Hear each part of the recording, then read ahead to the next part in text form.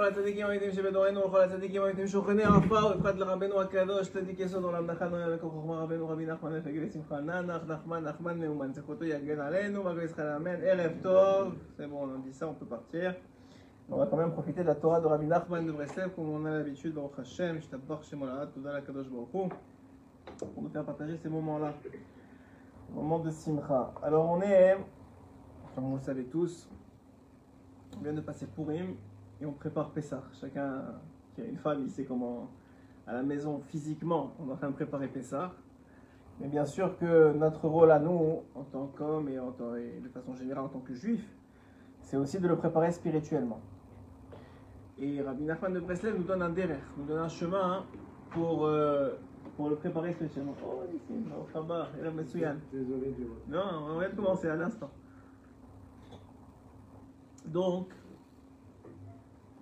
Rabbi nous donne un derech de préparation. La première chose qu'il faut comprendre, c'est que la halakha nous dit que 30 jours avant Pessah, qui tombe Purim, il faut commencer à étudier la halakha de Pessah. Alors, les Chachamim, ils ont étendu ça à pratiquement toutes les fêtes. Mais il y a machloket sur les autres fêtes. Par exemple, Shavuot, ils disent à partir de Rosh Chodesh Sivan, c'est donc 6 jours avant. Pour certaines autres fêtes, c'est quelques jours avant. Donc il y a un Inyan. Mais Pessah, tout le monde est d'accord que dans la Torah, c'est écrit 30 jours avant. Il faut préparer. Pourquoi? Alors nous, on croit, parce qu'il y a beaucoup de halachot. Dans Pessah, page 831. Dans Pessah, il y a plein d'halachot qu'il faut connaître. Il faut commencer à faire tout ce qui est les pilotes et la cachérisation de la maison, et le nettoyage, et acheter cachère parce qu'il faut cacher ce qui n'est pas caché avec Pessah. Il y a tellement d'halachot que 30 jours c'est un minimum. Mais si c'est vrai, alors tu peux dire 60 jours, tu peux dire 3 mois avant. Ouais, il y a tellement d'halachot, tu peux y passer l'année si tu veux. Pourquoi Davka 30 jours? Et Rabbeinu de répondre un secret, que vous connaissez sûrement, mais parce que vous connaissez Rabbeinu, mais on va le partager ensemble. C'est qu'en réalité, il a dit avant Purim, toutes les atralot commençaient de Pessah. Ça veut dire quoi que toutes les atralot commençaient de Pessah? Ça veut dire toute la Géoula, toute comment on dit la libération de la personne, elle passait à travers la fête de Pessah. Et qu'à partir du moment où Purim est arrivé, ça commence à partir de Purim. Donc, c'est une façon, regarde si le son est bon parce que j'ai pas le micro aujourd'hui. Et donc, c'est une façon, dites-le moi aussi, donc c'est une façon de comprendre qu'en réalité, la fête de Purim, c'est le début de Pessah. Et c'est comment on le matérialise dans les faits, en commençant à étudier la halakha de Pessah à Purim. Maintenant, il y a beaucoup plus de sod dans ça. On vient de passer Purim, on n'a pas eu le temps de tellement faire beaucoup de Shurim cette année avant Purim, mais on en a eu un ensemble, si vous vous rappelez. Mais à Purim, j'ai eu une saga, j'ai eu une compréhension nouvelle de ce que c'est Purim. Et ça va nous aider pour Pessah, donc on va quand même le dire. La saga est la suivante. Il y a une Gemara dans Maseret Megillah qui pose la question suivante. Ouais, ça va, ça a l'air de son. C'est Baruch Hashem. Donc, qui pose la question suivante. Où est-ce que est référencé, où est-ce qu'il est le remez en hébreu, je ne sais pas comment on dit le remez, l'allusion dans la Torah de Haman. Haman Aracha, il est allusionné dans la Torah selon la Gemara. Où est-ce que c'est écrit? Alors moi j'aurais cru, on a mangé la manne dans le désert, en plus c'est les mêmes voyelles, c'est la même consonance, non? On pourrait dire c'est Haman. La Gemara ne dit pas ça, évidemment.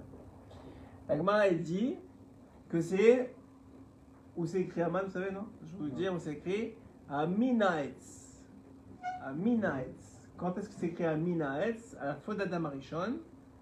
Lorsqu'il est allusionné, pas il est allusionné, il est dit qu'il a fauté. Il est fauté de quoi? Aminaetz, de cet arbre-là. Quel arbre? L'arbre de la connaissance du bien et du mal. Celui qu'on connaît tous. Ce fameux arbre qui nous a causé jusqu'à aujourd'hui tellement de problèmes. Si on s'attarde 2 minutes à savoir qu'est-ce que représente exactement cet arbre et quel lien il a avec Haman exactement, alors on va découvrir quelque chose d'extraordinaire. Ce qu'on va découvrir, c'est que comme tout le monde le sait, Amalek, c'est le rat par excellence, le mauvais par excellence. En quoi c'est le mauvais par excellence? C'est le mauvais par excellence parce qu'il représente, c'est d'ailleurs sa gematria, son valeur numérique, le doute. Le doute de quoi? Le doute qu'à partir du moment où Adam Arishon, il a mangé de cet arbre-là, il a instauré à l'intérieur de lui le doute entre le bien et le mal. Qu'est-ce qui est bien et qu'est-ce qui est mal? Avant l'acquisition de cet arbre-là, selon les marques loquettes, ça peut être du raisin ou des trocs, ça s'en fiche, c'est pas grave. Avant ça, il n'y avait pas que du bien. Il y avait une vision claire de ce qui est émet et de ce qui est sheker, de ce qui est vérité et de ce qui est mensonge. À partir du moment où il a mangé, et d'où vient ce émet et ce sheker, on finit l'explication, de Etz HaChaim, l'arbre qui, lui, il avait le droit de manger, qui est la Torah. La Torah, c'est une forme de Etz HaChaim, à travers des lettres qui ont été décomposées pour faire une histoire, mais comme le dit le Nefesh HaChaim, il dit la Torah, en vérité, si on avait la bonne composition de la Torah, c'est-à-dire, vous savez que la Torah n'a pas d'ordre. Le Nefesh HaChaim, il dit, si on avait le bon ordre, on saurait nous-mêmes, on serait capable de faire Triat HaMetim. Juste avec l'ordre. Pas on commence à... Juste où tu mets les lettres au bon endroit, tu peux faire Triat HaMetim. Et c'est là le secret qu'avaient les Talmidei Chachamim de l'époque des Géonim, et avant ça, bien sûr, de l'époque d'Agmara, qui étaient capables de faire, chacun d'eux, ils faisaient Triat HaMetim. C'était pas difficile, ils connaissaient l'ordre correct de la Torah. Donc c'est pour comprendre que la Torah, c'est pas juste ce qu'on a dans... C'est ce qu'on a, mais ça c'est la forme que l'on a acquise. Mais ça contient beaucoup plus. Donc en réalité... Vas-y. Ça veut dire quoi, Triat HaMetim? La résurrection des morts. Oui, non, dans Zmano, il n'y avait pas de mort. Ils ne mourraient pas. Non, bien sûr, au temps d'Agmara, oui. Oui, ça veut dire après la faute, tu veux dire. Oui, après la faute. Ah, bah oui, la faute, c'est ça qui a causé la mort. Oui. Donc la Torah, c'est Etz HaChaim. Amen. La Torah, c'est Etz HaChaim. Donc maintenant, ce Etz HaChaim là, ce qu'il avait de extraordinaire, et ce qu'il a encore aujourd'hui, c'est qu'il te dit ce qui est le Hémet et ce qui est le Ksheker. Bien sûr, il faut le connaître, le comprendre, l'interpréter, mais à l'époque, c'était tellement clair pour Adam Arishon, voilà le Hémet, voilà le Ksheker. Maintenant, la punition d'Adam Arishon, encore plus que amener la mort dans le monde, et à cause de ça, tu vas travailler pour avoir ta parnassa, tout ça, c'est des conséquences.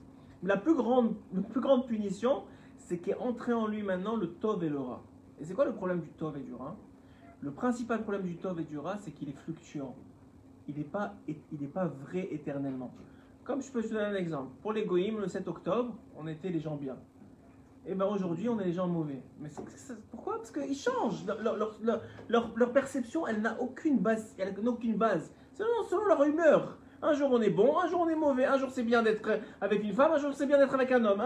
Et les mœurs changent en fonction de ce qu'ils veulent eux. Et ça, c'est le bien et le mal. Et le problème du juif, et c'est le problème d'Aman d'ailleurs, mais le problème du juif, c'est que puisqu'on est tellement en exil depuis tellement d'années, on est rentré dans cette perception-là, et on veut que notre vie, elle suive un derrière qui est celui du bien et du mal. Si ça me fait du bien, je fais. Si ça me fait du mal, je m'éloigne. Mais le problème, il est que des fois, le Hémet, Hachem, il n'a pas demandé ça, il a demandé de faire le Hémet, de s'éloigner du Sheker. Mais des fois, le Hémet, ça fait du bien, et des fois, le Hémet, ça fait du mal. L'exemple parfait, c'est avec Shaoul HaMelech. Hachem, il dit à Shaoul, il faut détruire Amalek, il faut tuer tout le monde, les enfants, les femmes, les hommes, tout le monde. Je ne comprends pas. Tuer, c'est mal. Mais avec Amalek, c'est bien. Et la preuve en est qu'à cause qu'il a eu pitié, soi-disant, Shmuel est venu le voir et lui a dit, mais à cause de toi maintenant, on est parti pour des générations. Et à cause de toi, tu vas perdre la royauté. Et elle va donner à quelqu'un qui va prendre ta royauté, ça va être David Améler. Tout ça pourquoi? Parce que tu as eu une mauvaise pitié. Mais je peux pas tuer tout le monde. C'est quoi? On peut pas faire ça. Et si Hachem dit que c'est ça qu'il faut faire, c'est-à-dire que c'est ça le bien est vrai. Mais le problème, c'est que nos sensations et notre sentiment et notre hantise d'avoir mal, elle nous dirige vers une situation. Dans le Shalom Bayit, ça arrive tout le temps. Des fois, c'est difficile d'avoir une discussion. Ça fait mal d'avoir une discussion avec sa femme. Où il faut mettre les choses au clair. Mais si tu le fais pas, tu t'en vas dans le mur. Et le problème, c'est que ça fait mal. Mais ça fait mal maintenant. Mais c'est pour un bien éternel. Quelqu'un, je sais pas, ton fils, il a mal aux dents. Tu la mets chez le dentiste. Ça fait mal sur le moment. Mais il a une dent pour le reste de sa vie. Ou en tout cas, pour beaucoup d'années. Donc tu vois bien que tu peux pas vivre ta vie avec le prisme et les lunettes du bien et du mal. C'est un sheker gamour. C'est seulement quand tu reviens à la Torah, quand tu t'accroches à Etz Chaim, et tu commences à vouloir le émet et le sheker. Et je fais Shabbat pas parce que c'est bien, pas parce que ça me fait du bien, pas parce qu'on m'a promis que je vais avoir une parnassa de ça. Je fais Shabbat parce que c'est écrit dans la Torah, parce que Hachem il a dit il faut le faire, et c'est le émet. Et quel que soit mon bien ou mon mal, ça, entre guillemets, ça ne te dérange pas. Ce que je veux, moi, c'est faire la volonté d'Hachem parce que je sais, j'ai compris, j'ai travaillé sur moi-même, j'ai compris, j'ai acquis la émouna, que de toute façon, Hachem, il sait ce qui est le meilleur pour le monde entier et pour moi en particulier. Donc, je fais ce que lui, il dit parce que c'est le émet. Ça, hein, c'est ce qu'on aurait dû sortir, c'est ce avec quoi on aurait dû sortir lundi soir, de Purim. C'est ça qu'aurait dû amener Purim à chacun d'entre nous, un peu plus en tout cas, être attaché au émet, s'éloigner du sheker, et avoir bu Had Shelo Yada. Maintenant vous pourrez comprendre, vous aurez pour l'année prochaine l'explication de Had Shelo Yada. C'est quoi cette histoire de Had Shelo Yada? C'est une Gemara d'ailleurs, dans Abaye, il me semble que c'est vrai, Abaye il a sorti de son chapeau qu'il faut boire jusqu'à ne plus être capable de différencier entre Aman et Mordechai. Mais il n'y a pas de bassis à ça. Il n'a pas ressorti une référence, aucune braïta, aucune mishnah, il sort ça de son chapeau comme ça. D'où il sort ça? Il sort ça de Shulchan Bouddhien. Qu'il faut arriver à Purim, arriver à la fin de Purim, à ne plus faire la différence entre le bien et le mal. Il faut que tu fasses la différence entre le émet et le sheker. Même si un man il te sourit, il est gentil, c'est le sheker. Et même si Mordechai il te fait une remontrance, il te dit qu'est-ce que tu fais, c'est pas bien, et ça fait mal, c'est le émet. Parce que lui c'est le tzaddik, et l'autre c'est le rachat. Et ça c'est ce que tu dois arriver à sortir de Purim. Maintenant, vu qu'on est sorti de Purim, c'est juste l'introduction. Vu qu'on est sorti de Purim, il y a un processus pour arriver jusqu'où? Jusqu'à Pessah. Parce que là, il y a une différence, il y a ces deux types de Géoula, deux types de délivrance. Purim, c'est une délivrance qui est cachée dans la nature des choses. Ça veut dire quoi? Il y a eu un miracle, mais c'était caché. La preuve, c'est que on a dit la Megillah, il n'y avait pas le nom d'Hachem, etc., etc., etc. Pessah, c'est une délivrance qui est dévoilée. Le monde entier était obligé de reconnaître que Dieu a sauvé les Juifs. Le monde entier. Plus que ça, le Kedushat Levi, Rabbi Levi Yitzhak de Valichov, il pose la question suivante. Il dit pourquoi est-ce que pendant Pessah on lit le Hallel et pendant Purim on lit pas le Hallel? On a été sauvé deux fois. Si tu dois, quand on est sauvé normalement, remercier Hachem, donc pourquoi est-ce qu'on fait pas Shalom pendant Purim le Hallel alors que pendant Pessah on fait le Hallel? Et répond le Kedushat Levi quelque chose d'extraordinaire. Il dit puisque pendant Pessah c'est une Géoula qui est dévoilée, même les forces du mal, elles étaient anéanties, elles étaient obligées de reconnaître que c'est Hachem qui a sauvé les Juifs. Même les forces du mal spirituelles. Et donc, on a pu faire le Hallel Gamour, on peut faire le Hallel complet, même la nuit, quand les forces du mal sont, d'ailleurs le seul soir de l'année où on fait le Hallel, c'est quand? C'est à Pessah. Normalement, pourquoi on ne fait pas normalement? Parce que les forces du mal, elles habitent la nuit. Nuit spirituelle quand ça va mal, ou nuit physique comme on le sait. Les premières heures de la nuit, c'est des heures de din, de rigueur. C'est là où les forces du mal elles agissent. C'est pour ça qu'à l'époque, ils dormaient tôt, ils se réveillaient tôt et avec Hatzot. Et Hatzot, ça commence à avoir le chesed de la journée qui commence. Hein? Pour ceux qui arrivent encore aujourd'hui, c'est un grand route. Mais il faut comprendre. Ça, c'est un travail. Ça veut dire qu'en réalité, il dit le Rabbi Levi Yitzhak de Balichov, le Kedushat Levi, il dit donc c'est le miracle qu'a fait Hachem, il a obligé les forces du mal à reconnaître que c'est lui qui dirige le monde. Mais pendant Purim, puisque c'était caché, les forces c'est vrai qu'on voit, tout le monde a compris qu'il y a quelque chose qui se passe. Tout le monde a eu peur des Juifs. Mais tu peux toujours avoir l'idée que ouais, c'est bémicré, c'est par hasard, c'est ceci, c'est cela. Et donc les forces du mal n'ont pas été anéanties au point de reconnaître ça. Et donc on ne peut pas faire le Hallel Gamour. Et dit Rabbi Yitzhak Balichov, le Hallel de Purim c'est la Megillah. Il y a un Hallel dévoilé, c'est le Hallel qu'on connaît. Et il y a le Hallel caché qui est la Megillah. C'est aussi un Hallel. Raconter l'histoire de sa vie comme on a raconté. Donc maintenant, il faut passer on a reconnu Hachem dans notre vie, on a compris qu'il était avec nous. Maintenant, on veut une Géoula complète. On veut un dévoilement qui est celui de Pessah. Alors, c'est quoi le dévoilement de Pessah? Alors, je l'ai dit, chaque année je le dis, c'est pas moi qui le dis, c'est Rabbi Nathan. Il dit que c'est une aberration de croire que la Torah, elle vient t'obliger à faire une fête parce qu'il y a 3000 et quelques années, on est sorti d'Égypte. Ce n'est pas de connaître la Torah, ce n'est pas connaître Dieu et ce n'est pas connaître le judaïsme. Ce que ça vient t'apprendre, c'est que tu es en train de revivre l'événement à chaque année. Rabbi Nathan, il pose la question, il demande, il dit Mais je ne comprends pas. Quel événement? On n'est plus en Égypte. Et Rabbi Nathan de répondre, oui, tu es encore en Égypte. Quelle Égypte? Alors, Mitzraïm, c'est les mêmes lettres que... Voilà, bravo, Metzarim. Metzarim, c'est les limites de l'homme. Quelles sont les limites de l'homme? Alors, il y a des limites physiques, tu ne peux pas tout faire. Il y a surtout des limites spirituelles que tu t'imposes. Je ne peux pas y arriver, c'est pas pour moi, la Torah c'est trop dur, Hachem il m'aime pas, et il m'a laissé tomber. Regarde, si on arrivait à marir le tov qui est en nous et dans nos actions, autant qu'on marie le mal, on serait des gens extraordinaires. On serait tellement motivés par le bien et on ressentirait tellement l'amour d'Hachem qu'on volerait presque. Tellement on serait habité par ça. Le problème, c'est que les Tzera, on le sait très bien, il vient, il te casse et regarde, c'est jamais assez bien. Mais aujourd'hui, Rabbi Nachman, il a dit une chose une fois extraordinaire. Il a dit le plus grand éloigné, juste quand il fait comme ça avec ses péotes, il fait bouger des mondes. Comme ça, il fait ça. Il n'a rien fait lui, il a fait toutes les péotes du monde, mais juste il fait ça. Il fait bouger des mondes. Alors que nous, on vient à la Torah, et on étudie, et on prie, on se lève le matin à net, et on essaye, on se bat contre lui, on ne s'énerve pas. Mais on n'a aucune idée de ce qui nous attend là-bas. Je vous sens rigoler, on n'a aucune idée. On n'a aucune idée, c'est pas pour se jeter des fleurs. C'est end-soft, surtout dans notre génération. D'un côté, on est chanceux parce que la plus petite chose qu'on fait, c'est extraordinaire. Mais de l'autre côté, même les grands états naïfs ne voulaient pas être dans cette génération parce qu'il y a tellement de milchama.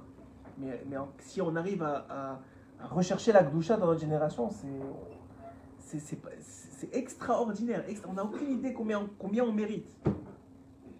Et ce principe-là, c'est d'ailleurs, j'écoutais le Yanouka qui parlait de ça aujourd'hui, il a dit quelque chose d'extraordinaire. Il a dit, qu'est-ce que vous croyez?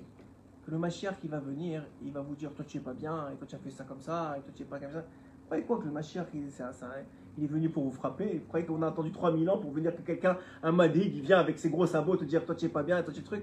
Au contraire, il va prendre chacun en yéchidout, chacun un par un, il va dire, tu sais toi, je sais que tu as fait ça en fait. Et je sais que tu as fait ça. Et tu sais Hachem aussi si tu as fait ça. Et tu sais que ça c'était extraordinaire. Et ça, maman, personne d'autre important qui aurait pu le faire. Et ça, wow. Et en plus de ça, il va te dire, tu sais, Hachem, là, il était avec toi comme ça. Il va passer, à chacun d'entre nous, il va passer toute ta vie, du début à la fin, avec toi. Et il va te montrer, il va te montrer le Père d'Hachem. Ça s'appelle le Père d'Hachem. Chaque juif, c'est un diamant sur la couronne d'Hachem. Il va te montrer, il va nettoyer toute la boue pour montrer, voilà, c'est ça ce que tu es. C'est ça qui va faire le Mashiach. C'est pour ça qu'on doit vouloir qu'il vienne. Tout le monde a peur. Il n'y a rien à avoir peur. Il faut être faux pour avoir peur. Croyez quoi? Qu'Hachem il a attendu 3000 ans pour nous détruire, pour faire Gog Magog et qu'on meurt tous. Déjà, le Baal Shem Tov, pour celui qui croit dans le Baal Shem Tov, j'espère qu'il y en a beaucoup dans nos générations, Baal Shem Tov il a dit il n'y aura pas de Gog Magog, de physique. Il n'y aura pas de destruction physique, il n'y aura pas de mort de la fin de l'humanité. Il y aura des épreuves de Emouna, il y aura des tests, il y aura des difficultés. Il y a pas, on voit aujourd'hui dans les guerres, on a vu le Corona dans les dernières années, on voit des choses qui arrivent. Il n'y aura pas de folie. Continuez à avoir de la Emouna, il dit le Baal Shem Tov, vous allez juste tenir bon jusqu'à qu'il vienne. Vous allez voir, c'est la métikoute du monde qui va se dévoiler. C'est l'amour d'Hachem qui va se dévoiler. C'est la métikoute d'Akadosh Baruch Hu. C'est pas que vous croyez quoi, qui vous a créé, il nous a fait faire passer toutes ces épreuves-là pour venir après ça et nous punir, et nous détruire, et nous faire du mal. Ça n'a aucun sens. C'est pas le derrière, c'est pas ça caché, c'est pas ça que les sadiques nous ont dit. Il est plus grand que le Baal Shem Tov, plus grand que Rabbi Nachman, plus grand que aujourd'hui c'était la Youla du Noam Elimelech. Noam Elimelech il a dit déjà, moi avec mes souffrances de ma vie, j'ai pris 25% des souffrances de la Géoula. 25% il a dit. Donc qu'est-ce qui reste? Le Baal Shem Tov il a pris le reste, Rabbi il a pris l'autre.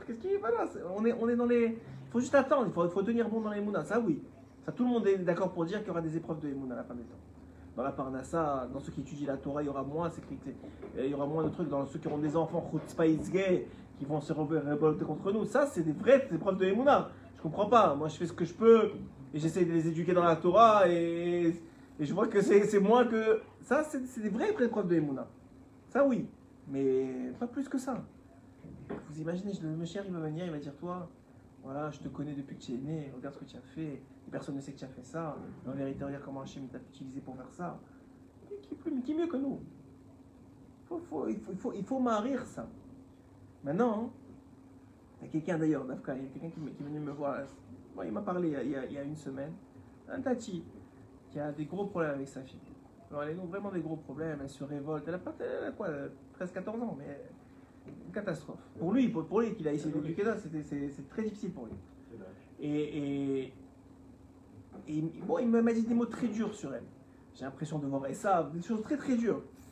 Je lui dis, mais tu es un fou. Quand toi tu étudies la Torah, toi tu te réveilles le matin pour faire la tefila. Je lui dis, mais bon, il n'a pas Rabbeinu dans sa vie, donc il faut comprendre. Mais je lui ai dit, ouais, non, c'est pas possible qu'il y ait Rabbeinu il a dans sa vie, il parle comme ça. Alors je lui ai dit, mais Tarich et Atov, ne vois pas le mal, il n'y a pas de mal. Mais il est là, non, il n'existe pas. Pourquoi il n'existe pas? Parce que Rabbeinu il dit, tout ce qui est temporaire, c'est du sheker, c'est du mensonge. C'est une photo prise à un instant T. C'est comme tu vois un enfant, un petit enfant, un bébé qui vomit. Tu vas t'énerver contre lui. C'est un bébé, il a régurgité du lait. Non, tu peux pas t'énerver. Pourquoi? C'est un bébé. Tu vas prendre la photo maintenant, peut-être tu vas t'énerver, mais il va grandir, il va devenir un homme, son darat, il va grandir. Mais si tu le casses maintenant, tu l'as détruit pour la vie. Mais si par contre tu m'as Richetatov, Rabbeinu, il a dit, un jour, il y a un élève qui est venu le voir Rabbi Nachman, il a dit, j'ai un gros problème, vraiment j'ai un très gros problème. Il a dit, c'est quoi ton gros problème? Il a dit, ça fait des années, je me bats avec le Yetzer Hara, je me bats, et à chaque fois il me met KO. À chaque fois, et je me bats, je me relève, et encore je me mets KO. Et je me relève, et encore il me met KO. C'est ça qu'il lui a répondu. Il a dit, mais parce que tu n'es pas dans le bon kivoun. Ça veut dire quoi le bon kivoun? C'est quoi le bon chemin? Tu n'es pas dans mon chemin. C'est quoi le bon chemin? Je lui ai dit, mais c'est sûr que si tu te bats avec le Yetzer Hara, il va te mettre KO. Plus tu te bats, plus tu lui donnes des forces. Alors qu'est-ce qu'il faut faire? Il dit, mais que quoi? C'est ça qu'on m'a appris. Il dit, mais jamais de la vie. Il lui dit, toi ce que tu fais le bien. Et le bien, il se battra avec le mal. Le bien que tu fais, il s'occupera de se battre avec le mal. Pas toi, tu te bats avec le mal. Toi, moi, c'est une des phrases que j'ai retenues toute ma vie de Rabbi Israël Berodesser. Moi, je ne parle pas avec le Yetzer Hara. Il disait tout le temps ça. Moi, je ne parle pas avec le Yetzer Hara. Il me parle, je ne l'écoute pas. Moi, je parle avec Dieu, je ne parle pas avec toi. Mais toi, va regarder les autres. Moi, je ne parle pas avec toi. Ça veut dire, ne rentre pas dans son jeu. Il y a du mal, ferme les yeux. Fais du bien. Marich le Tov, tu vas voir qu'il s'occupera du mal. Il m'a appelé vendredi après-midi. Je lui ai parlé mardi. Il m'a appelé vendredi après-midi. Il m'a dit, j'ai l'impression de ne pas avoir la même fille. 4 jours de Marich et Tov, de ne pas faire une remontrance. Bon, maintenant, c'est pas tout le monde. Il y a des enfants qui ont besoin de ça, d'être dirigés. Mais il y a des enfants que tu vois bien que Odmea, tu vas la perdre complètement. Des fois, ça peut être une fugue, ça peut être quelque chose de très grave. Tu dois faire attention à qui tu as en face de toi. Il y a des enfants que tu peux leur dire ce que tu veux, ils vont quand même rester dans le derrière, ils vont quand même se construire. Mais il y a des enfants qui sont fragiles psychologiquement. Et on voit ce que va dire Rabbi Levi Yitzhak à Rabbi Nathan. Rabbi Levi Yitzhak, il a dit à Rabbi Nathan, ton rabbi, il parle de Rabbeinu, il est venu trop tôt. Ça veut dire quoi, il est venu trop tôt? Ça veut dire qu'il n'est pas venu pour cette génération, on tient encore debout. Il est venu pour les prochaines générations, que même se lever, ils n'arriveront plus. Même ouvrir un livre, ils n'arriveront plus. Ça, c'est la génération dans laquelle on est, nous. Alors quand ça arrive chez des gens qui sont très très forts, ça les choque. Parce que eux, ils se sont battus, ils ont l'impression de réussir. Tu vois, ils se lèvent le matin, ils font 10 pages de Gemara par jour, ils ont un kollel, ils ont un seder, ils ont tout ce qu'il faut. Alors ils ne se comprennent pas, ils disent, pourquoi elle n'est pas comme moi? C'est quand même ma fille, c'est quand même mon fils. Nous on comprend, parce que nous déjà on est à la panime, donc c'est pas très difficile pour nous de les comprendre. Mais des gens qui ne comprennent pas ça, moi je lui ai dit, je vois des gens à Ouman tous les ans, c'est des gens qui n'ont, il n'y a aucune raison qu'ils soient proches de Dieu. Aucune raison. C'est même pas proche de Dieu, qui reconnaissent qu'il y a Dieu. Il n'y a aucune raison de leur parcours de vie, il n'y a aucune raison. C'est un miracle. De quoi? Qu'ils ont trouvé un jour quelqu'un qui leur a pointé le diamant qu'ils ont en eux. Qui leur a montré la facette qui a du bien. Parce qu'à Ouman, il n'y a pas de jugement. Oui, c'est Rabbeinu. Avec ton enfant, il ne doit pas y avoir de jugement parce que c'est ton enfant comme il doit être lui. Ouais. Il en souffre. Je vais te dire plus que ça. Yanoka, il m'a dit quelque chose d'incroyable. Il a dit de façon générale quelque chose d'incroyable. Il a dit à chaque fois que tu pointes le mal chez quelqu'un, en vérité, tu pointes le mal chez Dieu. Parce que tu dis, Dieu, il s'est trompé. Dieu, il a mal fait. Oui. Chaque fois que tu dis celui-là, il est pourri, tu dis Hachet. Ouais, c'est la Gemara. La Gemara, c'est qui la Gemara? C'est qui quand il en a vu, c'est pas il en a vu, quelqu'un il a vu, il a dit tu es moche, il a dit va te plaindre chez mon créateur. Je me rappelle plus c'est qui. Hein? Rabbi Eliezer ben Okenos. Rabbi Eliezer ben Rabbi Shimon ou Rabbi Elazar ben Rabbi Shimon? Non, c'est pas Rabbi Elazar ben Rabbi Shimon. Ok? Rabbi Elazar ben Rabbi Shimon, je me rappelle plus c'est qui. Mais c'est une Gemara. Ça veut dire que c'est vrai. Quand tu pointes le mal, alors il y a une différence entre si c'est ton enfant, etc. Tu peux le guider, l'accompagner. On est normalement des accompagnateurs. Le problème, c'est qu'on se projette tellement. Il y a une histoire de Chino. On se projette tellement dans l'enfant qu'on le met à notre place. On a l'impression que c'est nous qui tombons, c'est nous qui faisons les mauvaises choses. Mais on a une misva d'accompagnateur. Mais jusqu'au moment où il ne faut pas détruire ce que tu as déjà. Si tu détruis, tu n'as rien gagné. Donc il y a une misva d'accompagnateur, il y a une misva de Chino, il y a une misva d'éducation. Il faut être capable de marier Tov. Parce que si tu dis non, tu es comme ça, et aussi comprendre. Ça, c'est un sod. Ça, c'est un sod que j'ai reçu dans un écouté Maran il y a des années. C'est que le rat, il est temporaire, donc il n'est pas vrai. Le vrai, c'est éternel. Donc il n'y a que le Tov qui est vrai. Le rat, c'est du sheker. C'est du sheker qui est présent. Il faut se battre avec, ou en tout cas, il faut s'en occuper. Mais c'est que du sheker. Ça veut dire que c'est quelque chose qui n'existera plus. Je donne toujours cet exemple, et il fait toujours sursauter, de Rabbi Chaim Volojin, qui venait chiour tous les samedis chez lui, et son fils, il sautait partout, etc. pendant le chiour. À un moment, il faisait trop de bruit, un élève, il a dit, mais je comprends pas, vous le remontrez là. Il lui a dit, tu penses qu'il va faire ça sous la roupa? Il lui a dit, non, je m'occupe pas de ça. Ce qu'il va faire sous la roupa, je suis là pour m'occuper. Le reste, ça va s'envoler tout seul. Je peux pas tout. Il y a un moment, il faut qu'il vive. Je peux pas tout faire. Alors, mais le problème, c'est que des fois, ça nous gêne à nous. Nous, on peut pas vivre avec ça. Et ça, c'est notre problème à nous, mais on n'est pas encore assez bon pour le garder pour nous. Et c'est ça la réalité. C'est Mari Chetatov. Alors, pourquoi je vous dis tout ça? Parce que pour passer de Purim à Pessah, il y a un passage obligatoire que la Torah d'ailleurs, que Khamim ils ont instauré, qui est la Paradouma. Ce qu'on a lu hier. La Paradouma tombera toujours, en tout cas la lecture de la Paradouma, qui est une des parachas supplémentaires, va tomber toujours. Après, on va rentrer dans les mots. Tout ce que je vous dis, c'est écrit dans l'écoute Moran, un peu plus dévoilé, à travers les explications du Rav Kramer que vous n'avez pas ici, mais je vous les donne quand même. Alors, il faut passer par la Paradouma, c'est-à-dire passer par un processus de purification. La Paradouma, c'est un processus de purification. D'ailleurs, la Paradouma, le para, c'est les mêmes deux premières lettres que Purim. Perej. La différence c'est Yud même, il est remplacé par He. Pourquoi? Parce que on a transformé, il dit au nom du Harizal, le Rav Kramer, il dit au nom du Harizal, on a transformé les dinim, c'est très profond, il y a des gématriotes dedans, je ne vais pas rentrer dedans, mais on a transformé les dinim en rachamim. Et le He, c'est les 5 dernières lettres, les longues lettres, oui, Matsapar, qui constituent les dinim dans l'alphabet hébraïque. Donc on a transformé ça et on passe maintenant, une fois qu'on a passé les dynimes, on a enlevé les dynimes de la personne. C'est quoi les dynimes de la personne? C'est quoi les rigueurs qu'il y a dans la vie de la personne? C'est ce qu'on a dit tout à l'heure, c'est la touma. La touma, l'impureté qui imprègne la personne, volontaire ou involontaire, parce qu'on parlait de toumat met, hein. Quelqu'un il peut rentrer dans un Noël, par hasard il ne sait pas qu'il y a un mort, il se rend compte qu'il y a un mort, maintenant il est toumat met, qui est la plus grande des toumas. Il doit passer par un processus de purification. De la même façon, dit Rabbi Nathan, la première étape, c'est détruire un malek. Tu vas avoir une Géoula, tu veux sortir de tes Netzarim, la première chose qu'il faut faire, c'est Purim. Purim, c'est détruire un malek, c'est détruire le doute. C'est pas grave si je suis pas au niveau du Hémet, mais je reconnais que c'est le Hémet. C'est pas grave, j'ai pas les forces de faire tout ce que la Torah me dit de faire. Je suis pas encore là, c'est pas grave, mais je sais que ça, c'est ce qu'il faut faire. Je justifie pas le rat ou le sheker en disant non, finalement c'est le sheker qui est le émet parce que ça me convient. Ça, c'est la pire chose à faire. Parce que tu peux pas faire. Rabbi Nathan dit si tu fais ça, tu peux pas faire tchouva. Parce que maintenant tu dis que le émet c'est le sheker c'est le émet, c'est fini. Tu n'as plus de référence.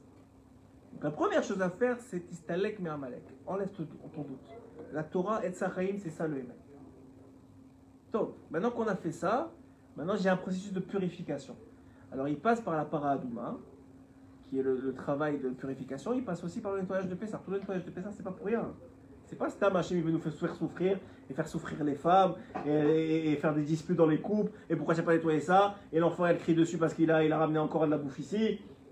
Il y a Hachem dans le monde, vous croyez quoi? Qu'il est FK? Il y a Hachem, chaque action, chaque morceau de pain, chaque enfant qu'il a oublié là, il l'a ramené là, c'est Hachem Idbarach qui est en train de te dire il faut nettoyer. Il faut nettoyer, c'est un processus de purification. Et c'est pour ton bien, c'est pour sortir de tes Metzarim. Si tu fais le travail correctement, Bessimcha, et tu vois Hachem, comme tu es censé l'avoir acquis, parce que Hachem t'a donné des kélim, il t'a dit Pourim, je suis là, allô, je suis là, regarde, je suis là. Je sais que tu sais pas que je suis là, mais je suis là. Maintenant tu sais que je suis là. Alors ne rentre pas dans les préparatifs de Pessah en disant ça y est, Hachem il est plus là. Hachem il est là, il est avec toi. Donc maintenant, viens, on travaille ensemble. Hachem il te dit viens, on va nettoyer ensemble. Ça va être très dur, physiquement ça va être dur. Même au niveau spirituel, pour étudier la chôte de Pessah, c'est pas facile. Il y a une étude à faire. Donc il y a un travail à faire de Ilchot Pessah, de purification. Arrive le moment où on arrive avant Pessah, là on rentre déjà dans la Géoula, dans une autre Géoula. C'est quoi la Géoula de Pessah? C'est Rabbi Nathan, il dit, la Géoula de Pessah, c'est la Géoula de Pessah. Pessah, la bouche qui parle. La Galout, il dit Rabbi Nathan, la Galout Mitzrayim en particulier, qui est d'ailleurs, toutes les autres Galout, toutes les autres exils sont à l'image de Mitzrayim, comme vous savez, que dit le Mirage. Donc la Galout Mitzrayim, l'exil égyptien, c'est l'exil de la bouche. C'est l'incapacité qu'ont eu les béné Israël sous la souffrance de l'esclavage à parler avec Dieu. Pessah. Donc qu'est-ce qui est venu faire la fête de Pessah, la Géoula? C'est reconnecter à travers la parole avec Dieu. C'est pour ça qu'il y a une mitzvah, l'une des plus grandes de Pessah, plus même que manger, que boire les 4 verres de vin, plus même que manger les 4 matzot, plus le kazaïd de matzot, plus même que tout ça, c'est de les guide, de faire la gada, de parler, de raconter à ton fils, avec ta bouche, tout le miracle de la gada de Pessah. Pourquoi? Parce que c'est la preuve, tu montres, c'est écrit dans le Zohar Kadosh que Hachem, le soir de Pessah, il descend avec tous les anges et tous les tzadikim dans chaque maison, sur chaque table, et il s'enorgueillit devant tout le monde de dire regarde mon fils, il est sorti d'Égypte. Comment il est sorti d'Égypte? Regarde, il parle. C'est la preuve qu'il est sorti d'Égypte. Parce qu'en Égypte, même Moshe Rabbeinu, plus grand que lui, il n'y a pas. Il ne pouvait pas parler avec Dieu. Il devait sortir d'Égypte à cause de tous les kishoufim, la magie, tout ça, la magie noire qu'il y avait. Il devait sortir d'Égypte pour aller parler avec Hachem. Même lui. Donc vous voyez qu'il parle, vous voyez qu'il me louange. C'est que, regardez, ils sont sortis, ils ont fait le travail que je leur ai demandé. Ils sont sortis d'Amalek, ils sont purifiés. Maintenant ils parlent. C'est la preuve qu'ils sont sortis d'Égypte. De quoi d'Égypte? De leur Metzarim. Comme tu as dit, Mitzrayim, c'est les Metzarim. Les Metzarim, c'est ce qui t'empêche d'avancer, ce qui t'empêche de connecter, ce qui t'empêche de voir le bien. Donc maintenant que vous avez compris tout ça, c'est toute une introduction, on va commencer de l'écouter moral avec les mots de Rabbi Nachman de Breslev dans la Torah Aïm Dalet, du deuxième Chelek, de la deuxième partie de l'écouter moral. Achar Purim, Purim Parashat Para. Dit Rabbi Nachman, après Purim, on lit la Parashat de Paradouma qu'on a lu hier. Shehi Hachana le Pessah, qui est elle-même une préparation à Pessah. Qui Parashat Para Korim Kede Sheyu Nizharin Litaer Bitumat Met. Parce que la Parashat de Para, elle est lue afin de faire attention, que tout le monde sache qu'on ne peut pas être tamé et rentrer dans Pessah. Parce qu'on ne sortira jamais d'exil. Il faut un minimum de nettoyage. C'est comme un homme, il dit je vais rentrer dans le mikvé avec l'exemple de l'Agmara, avec le sheretz, avec le, comment on dit le sheretz, le reptile dans la main. Il sera jamais taor, même s'il est dans le mikvé, parce qu'il est en contact permanent avec le reptile. Ce que dit le Rambam, avant toute chose, quand quelqu'un veut faire tchouva, il doit avoir azivat achet. Il doit dire la faute, c'est fini. Après, il doit regretter, faire un bidouille. Et après, Kabbalah La'atid, je prends sur moi de plus faire. Après, si demain il fait, c'est une autre histoire. Ça ne change rien. Maintenant, j'ai un Hirour Tchouva. Il faut comprendre que le Yetzirah, il veut te faire croire que ça vaut rien parce que tu sais déjà que demain tu vas faire.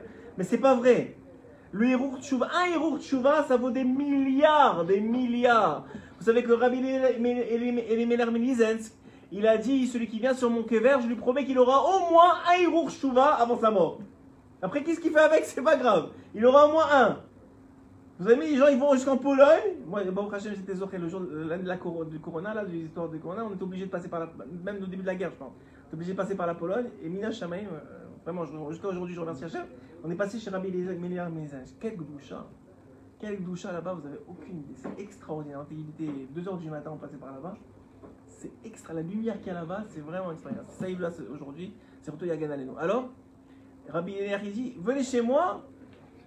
C'est pas comme Rabbeinu, je vous promets de faire la tchouva pour vous.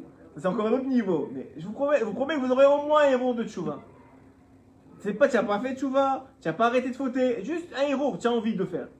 Ça vaut, c'est énorme. On n'a aucune idée. On va pleurer, entre guillemets, des larmes de sang à 120 ans en disant mais c'était tellement simple. On ne m'a pas demandé des choses. Moi je croyais qu'on me demandait des choses extraordinaires. Moi je croyais qu'on me demandait Baba Salé. Moi je croyais qu'on me demandait Ravo Adia. Non, on me demandait de me lever le matin. Ou avant de dormir le soir, Hachem, Mechila, je veux plus faire ce que j'ai fait aujourd'hui. Hachem, Khatati, Vaviti, Pachati. Hachem, je veux plus faire demain. Demain, il refait la même chose. Le soir, il rentre à la maison. Hachem, je veux plus faire ce que j'ai fait aujourd'hui. Rabbi Nathan, il dit quelque chose je sais pas si je peux le dire devant une caméra. Rabbi Nathan, il dit, Hachem, il te met dans cette situation juste pour ce moment-là. Il te fait tomber juste pour ce moment-là. On ne peut pas dire ça à tout le monde. Mais c'est pour comprendre que nous, on tombe, et on tombe, et on tombe, et on dit, mais non, de qui je me moque? Mais c'est le Yetzerara qui se moque de toi, c'est pas toi qui te moque. C'est comme quand j'ai dit à ce papa-là, je lui ai dit, mais Marie Khetatov, dis-lui, regarde ce qu'il y a de bien, et donne de l'importance à ce qu'il y a de bien, il y a du bien. Il dit, mais de qui je me moque? Je lui dis, mais c'est elle qui se moque de toi, c'est pas toi qui te moques d'elle. Au contraire, toi tu lui montres le mal, elle y croit. Alors qu'il n'y a pas, c'est que temporaire. Alors, donc c'est ça qu'il dit ici. Il y a un processus de purification. Parce que pour faire Pessah, pour parler avec Hachem, pour pouvoir ouvrir la bouche, il faut être un minimum Taor. Et au début, c'était l'aspect du quoi? Du pour. Le pour, c'est donc en araméen ce goral, ce tirage au sort. Et le tirage au sort, c'est quoi? C'est Hachem qui est caché. Qui Purim, Hachem, un pour. Puisque Purim, on l'a appelé sur le pour. Esther, oui, Ve'inyan Bekavanot, d'abord, c'est les Kavanot d'Arizal, on ne va pas rentrer dans ça. Ve'achar Karna, c'est para. Mais une fois que Purim il est passé, que tu es sorti de ce bilboul de croire que le monde il est fait comme un pour, comme un tirage au sort, que les choses ils arrivent bémicré, que tu as compris grâce à Purim que c'est pas comme ça que ça marche, que Hachem il gère le monde à chaque millimètre de la feuille qui tombe, où est-ce qu'elle tombe, sur quel animal elle va protéger, quelle selle, elle va faire quelle ombre, elle va faire l'ombre de la feuille qui gère jusque-là, hein, qui gère le plus petit animal dans le monde entier, dans les plus profonds océans, alors encore plus quelqu'un qui est comme nous, qui a été créé au 6e jour et que le monde entier il a été créé avant lui pour lui préparer le monde. Alors il dit, à ce moment-là, on va faire de ça para. Qui gam Purim ou bevadai hiluch vederech le Pessah. Parce que Purim, c'est un début, mais c'est surtout un derer pour Pessah. Vezeu bechinat siftotav shoshanim notefot mor rover. C'est écrit dans Shir Hashirim. Siftotav shoshanim. Ses lèvres sont des roses. Okay? Et elles distillent le myrte. Okay? Siftotav shoshanim notefot mor rover. Siftotav c'est bechinat Pessah. On a dit Pessah, c'est la bouche qui parle. Donc dans Shir Hashirim, Siftotam, dit Rabbi Nachman, sa référence à Pessah. La bouche qui parle. Shoshana, dans le même verset, Shoshana c'est Esther, c'est la même gematria. Shoshana c'est Esther. Les roses, c'est Esther, c'est Esther. Notre faute Morover, c'est qui Morover? C'est Mordechai. C'est Mordechai. Zebechinat Mordechai, Mardror. Les chants de Cherut qui rappellent la liberté qu'on va atteindre à la fin de Pessah.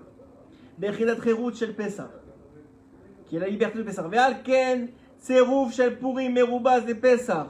Et c'est pour ça que la combinaison des lettres de Purim fait référence à Pessah. Il y a toute une combinaison que je n'ai pas ici, je n'ai pas ramené le livre du Rav Kramer, mais il la rapporte comme ça, il sort des gematria et des choses du long du Harizal très compliquées. Shivat yamim tochal matzot kasher tziviticha lemoed chodesh aviv. Et maintenant on a prouvé que dans Shir Hashirim il y a les 3 références. Maintenant on va prouver que lorsque la Torah parle de Pessah, Regardez ce qui est écrit. Shivat yamim tochal matzot. Donc c'est le commandement de manger des matzot à Pessah. Ka'asher tziviticha le moed chodesh ha'aviv. Le chodesh ha'aviv, c'est le mois de Pessah, c'est le mois de l'été, le mois du printemps, excusez-moi. Kivo yatzata mimitzraim velo ra'u panav rekam. C'est un verset dans Shemot. Durant 7 jours, tu mangeras du pain azim, comme je te l'ai ordonné à l'époque du mois du printemps, car c'est alors que tu es sorti d'Égypte, etc., etc. Dit Rabbi Nachman, il donne un autre secret. Regardez le secret qu'il donne. Mitzraim velo yera'u panai rekam. Ces mots-là, qui font partie du verset, si vous prenez les premières lettres de Mitzraim velo yera'u panai rekam, rachetez votre Purim. Dans Pessah, il y a Purim. Dans Purim, il y a Pessah. Qui Purim ou derrière les Pessah. Parce que Purim, c'est la direction pour se préparer à Pessah. D'être capable de quoi? De faire attention au Chametz. Alors c'est quoi le Chametz? Tout le monde sait, c'est la Gava, c'est les mauvaises midotes. C'est ça le Chametz. Mais la première chose à faire, c'est sortir du doute de Purim. C'est sortir du doute du Davera. C'est sortir des Ta'avot de Amalek. Qui veut te sortir de là. Une fois que tu es sorti de là, maintenant que tu es loin du mal de Amalek, tu peux commencer à travailler sur ta Gava, travailler sur ta colère, travailler sur ton Chametz. Mais si tu viens avec un Amalek dans Pessah, mais tu vas exploser la maison. Si tu viens avec un Amalek dans les préparatifs de Pessah, tu vas mettre le feu à la maison. Tu vas mettre le feu à ta famille, tu vas dire, tu n'as rien compris. Tu n'as rien compris. D'abord, sors un Amalek de toi, le doute. Tiens, Hachem, arrête de t'énerver. Tu t'énerves sur quoi? Sur un morceau de pain? C'est plus Hametz l'énervement que le morceau de pain. C'est plus Hametz le cri que le morceau de pain. Laisse le morceau de pain, au pire tu le coupes en Pessah, tu peux le brûler. Et laisse de côté tout le Hametz, ton vrai Hametz. Les gens ne comprennent pas que Hachem il nous a forcés à nous mettre dans des situations extrêmes qui aiguisent, qui cherchent à nous énerver, à nous sortir la gava. Justement pour qu'on la contrôle, justement pour qu'on y travaille, pas pour qu'on sorte tout ce qui nous arrive. Ça c'est Rabbi Nachman. Maintenant Rabbi Nathan, l'écoutez Yagen Alenu, regardez ce qu'il dit Rabbi Nathan. Je t'aborde chez moi dans l'écoute à la Chod Pessah. Il dit Rabbi Nathan, Ve'aklal, Shaliede Zeveze Bechinat Pessah. Voici l'aspect de Pessah. Ki Kar Yetziat Mitzraim Haya Legalot Ha'emuna Agdosha. L'essentiel de la sortie d'Égypte, c'était pour dévoiler la Emouna que chacun il a en lui. Chez Ze'ikar Yetziat Mitzraim. L'essentiel de Pessah, c'est de montrer qu'on croit en Dieu.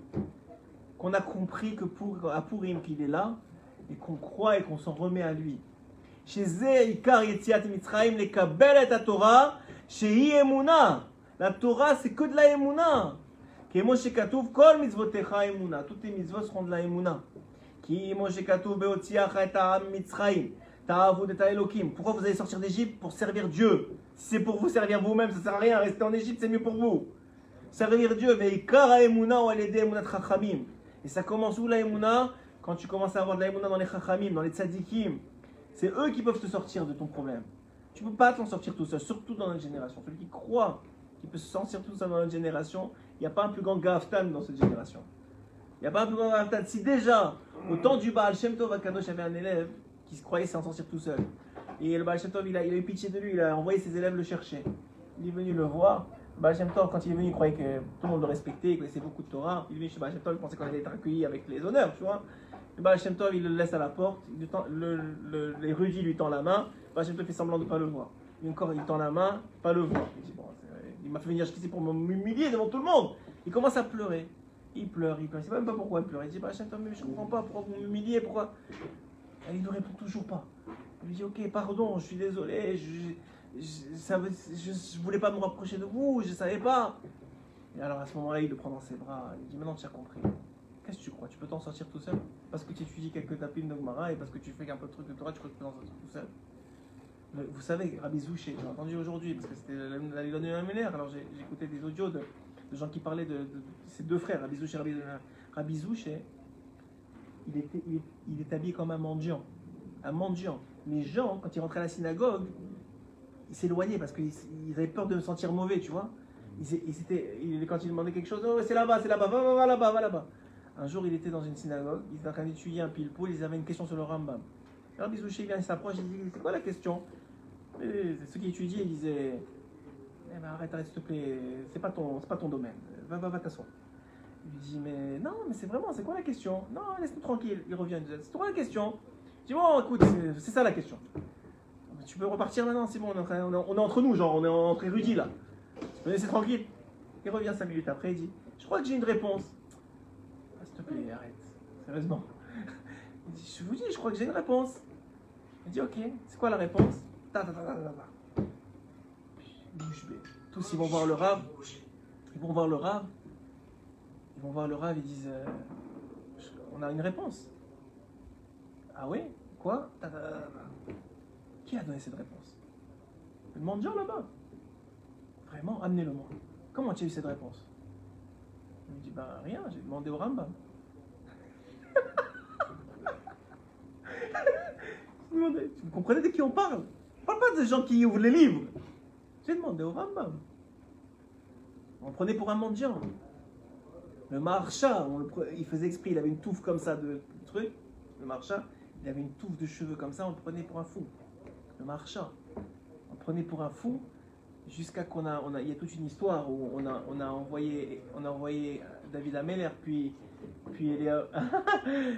on a envoyé David Ameller, puis il a eu un avis chez le bedeau de Shamash de la synagogue pour demander où est-ce qu'il est le marcha, en disant, comme si il y a eu un avis, c'est pas où il est le marcha. Il dit mais je comprends, mais comment vous êtes rentré? Il est 3h du matin, tout est fermé. Comment vous êtes rentré à la synagogue? Il lui dit ben moi je suis élu à Navi. Il lui dit quoi? Élu à Navi cherche le marcha. Il lui dit bien sûr, vous savez pas c'est qui le marcha? Il lui dit mais si tu dévoiles ça, tu es mort. À la seconde tu vas le dévoiler, tu vas mourir. Le bedeau, un jour il tient, 2 jours il tient, il dit c'est pas possible, ils sont tous en train de l'humilier, ils le prennent tous pour un fou. Pas à peine s'il lui jette pas des pierres. C'est un sadique extraordinaire. Il a dit même si je dois mourir, je vais le dire. Il rassemble toute la communauté à la synagogue. Je vois ce qui s'est passé. David Ameller, il en a vu, ils sont venus me voir. Et le marcha, c'est un grand sadique. Vous savez pas qui c'est. Les trucs. Il finit sa discussion. Et la preuve, c'est que quand je vais finir, je vais mourir. Et fini, il meurt. Sur place. À ce moment-là, ils vont tous voir le marcha. Ils demandent pardon. On est désolé. Il dit non, moi, c'est moi qui voulais pas que vous sachiez qui je suis. Donc, c'est pas. Mais on parle pas. Vous croyez qu'on parle des gens qui s'assoient comme ça, ils étudient sans manquer de respect? Dans la génération, c'est énorme d'étudier, c'est magnifique. On parle il y a des tzadikim qui sont dans d'autres olamotes là, ils sont plus dans le même niveau. C'est des gens que, alors quoi, tu peux faire sans le tzadik? Tu es un fou. Tu ne sais pas de quoi tu parles. Tu n'as aucune idée de ce que la Torah Birlal. La Torah sans Moshe, ça vaut rien. Entre guillemets, ça veut dire qu'il y aurait eu un autre, mais il fallait quelqu'un. Hachem, il a dit, il faut croire en Moshe. Et ensuite, vous aurez la chance peut-être de croire en moi. Mais si tu ne crois pas en Moshe, ça veut dire que tu ne crois pas en moi. C'est comme quelqu'un, la mitzvah de Kivud Abahem. Tu ne respectes pas tes parents, tu ne respectes pas Dieu. Ouais. Alors tu crois peut-être que tu respectes Dieu, mais tu respectes le Dieu qui va dans le sens de ton poil. Mais viens tester quand tu as ta mère ou ton père et qu'il faut aller se réveiller, se truquer, s'occuper. Viens tester ça, on va voir maintenant si tu respectes Dieu.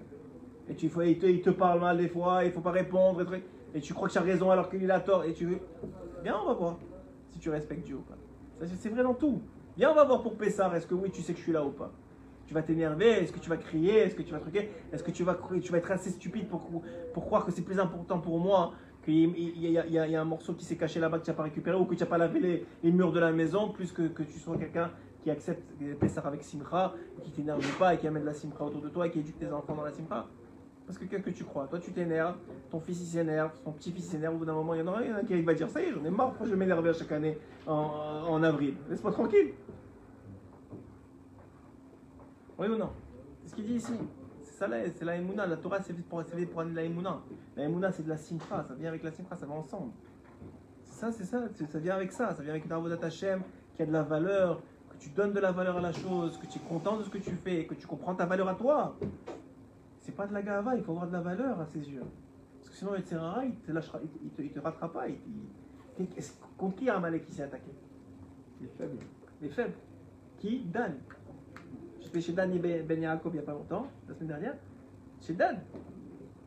Pourquoi? Parce que c'était ceux qui étaient derrière, ceux qui étaient faibles, ceux qui ne tenaient pas la cadence. C'est-à-dire nous. C'est nous les faibles on est aujourd'hui. C'est à eux qu'Amalek s'attaque. Pourquoi? Parce qu'ils sont capables d'entendre ce qu'il dit. Le serpent il s'est attaqué qui? À Chava d'abord. Il ne pouvait pas s'attaquer directement à Adam. D'abord Chava, elle est capable d'écouter. Maintenant, Chava, malheureusement ou heureusement, une femme, elle a beaucoup d'influence sur son mari. Et maintenant, elle peut attaquer. Donc ça veut dire que là, il y a un travail à faire. Donc il y a un travail à Purim, qui est celui de s'éloigner d'Amalek et de comprendre qu'il n'y a plus de doute. Hachem, il est là, il est présent. Il y a un travail de purification dans le travail physique. Et après, tu rentres dans Pessah, et tu parles pour montrer que tu es sorti. Zak ou Baruch.